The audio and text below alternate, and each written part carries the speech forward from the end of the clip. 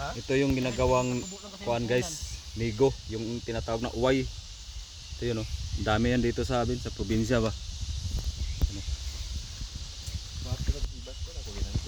Dito yung ampungol ko. Ito yung kinakain ng mga ibon guys, oh. Matamis to guys. Ito.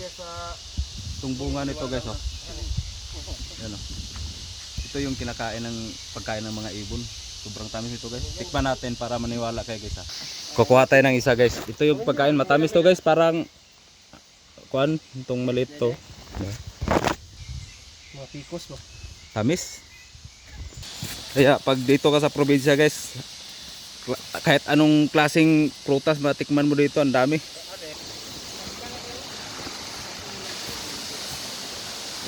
Sarap maligo dyan guys, ang lamig. Doon kami kumukuha ng inumin namin, oh. Yan, oh.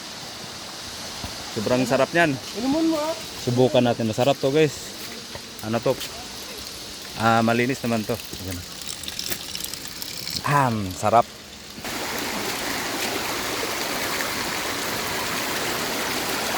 Dire ang waterfalls guys, oh. Tingnan natin yung waterfalls guys. Yan. Sobrang ganda dito guys. Dito sa aming probinsya guys, makikita mo yung napakagandang waterfalls. Yan. Sarap maligo dyan.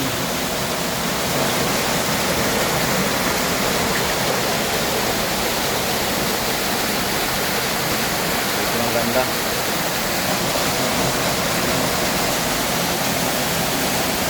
Tapos may ano pa dito guys, may tunnel. Hindi ko kung anong nakuha dyan. Ilalim sa loob. Tingnan natin sa ilalim. Ating babain dito sa baba. Titingnan natin yung bukas anong laman doon sa loob. Nakakatakot. Tandaan na tayo, baka maulog tayo.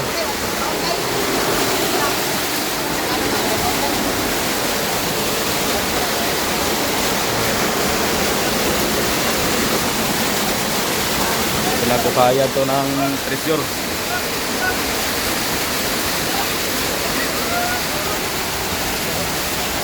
Dilim sa loob.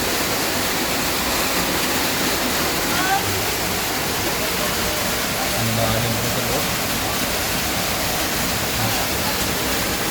Pinagkukaya niyan sa loob guys. Pero malalim pala ito sa loob. Hanggang dulo pala yan.